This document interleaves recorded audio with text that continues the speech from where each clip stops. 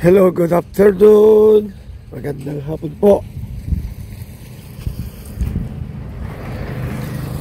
Ang episode nito ay yung pinatanim kong sugar cane. Siguro mga 2 weeks ago. Bali 2 weeks na ngayon. Ito po. Unti-unti na tumutubo yung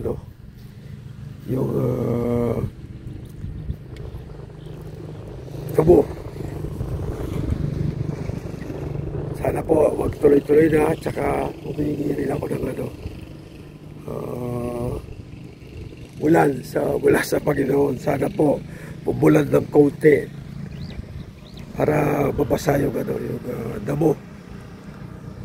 Ito po, andito ako sa location. Ito po ay 2 hektarya bale. Nilagyan ko ng ipot ng manok. Ito po, panoorin natin yung pagtubo ng tubo. Ayan po, ang ganda na yung tubo. Ang ganda na yung tubo, no? Yung iba, hindi pa natubo yan dahil medyo malalim kasi. Ito po yung ipot ng manok ko. Ito, yan ang ipot ng manok. Ito yung tubo na ni 4. Pinatayo namin yan mula sa binigay ng NIA. Kaya pagka nangailangan ng patubig ito, isasalpa ko lang yung makina. Pwede na patubigan itong tubo. Ang variety po ng tubo na to ay 74. Medyo mahal nga lang yung pagkabili ko ng tip-tip, yung cuttings. Kasi po,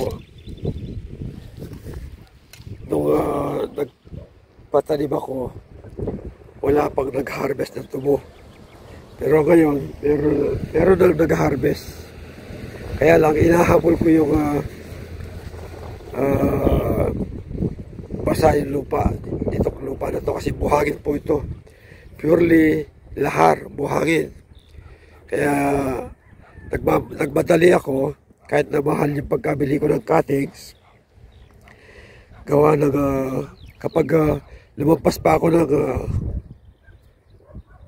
November, baka kung ngayon ako magpapatanim, baka po hindi lahat tutubo, kaunti lang tutubo. Ayan po, nagsisimula na tumubo yung cuttings. Sana po pagdating ng araw, kapag tumubo na lahat ito, sana malalaki yung bulas ng tubo, tsaka matataba at matatamis. Nang sa gayon, yung lahat ng ginastos ko, may babalik. Yan po ay hihingin ko sa ating pong may kapal. Kasi kapag hindi nakakasama sa atin, ipagkakaloob sa atin ng pong may kapal bawat kahilingan natin. Kaya kung minsan, hindi po ibinibigay ng Panginoon yung kahilingan natin, gawa ng hindi pa naman natin hinihingi o iniisip. Alam na ng Panginoon yung ating hihingin. Alam niya ang mangyayari. Kaya kung minsan hindi ibinibigay ang mga kahilingan natin sa Kanya. Kaya kayo po, huwag kayong mawala ng pag-asa. Kapag humingi kayo sa Panginoon, kung hindi man may pagkakalob sa inyo, huwag po tayong magdamdam. Yun po, tulad ng sinabi ko, alam ng Panginoon ang mangyayari ng darating na panahon. Kaya kapag hindi nakakasama sa atin, ibibigay sa atin yung ating kahilingan. Sensya na po. Medyo napause ako kagabi. Hindi naman ako nag-concert. Sobrahan sa aircon. Nakalimutan ko mag-face mask sa sasakyan. Kaya ito, parado na naman yung ating ilong. Yan po, maganda na yung maganda na yung tubo. Unti-unti na tumutubo. Siguro mga 1 week pa gagamitan ko ng balsa yung Dimano. Pero traktora po ang gagamitin ko. Ang hihila doon, traktora. Katulad ng pinantakip namin dito, yung traktora. Kailangan para magpantay itong linya. Nang sa gayon, hindi masyadong sa init. Sa amin, sula po yung basa ng balsan me. Kaya after 1 week, babalsahin ko to. So yun po guys, sana po nagustuhan nyo itong aking munting video sa pagtatanim ng aking sugar cane.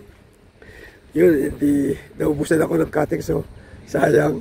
Siguro mga 2 to 3 sako pa. Yun na mga talahib na yun.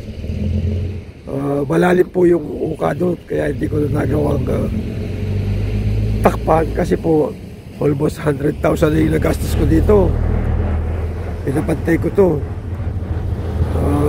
Markila ko ng payloader kasi sayang itong lupa, nakatiwangwang, walang tanim. Ay naisipan ko na di baling gagasta ka basta magkakalob sa atin ng buong may kabalyong kahilingan natin, may babalik yung ating ginasta. So yun po guys, maraming salamat sa inyong panonood.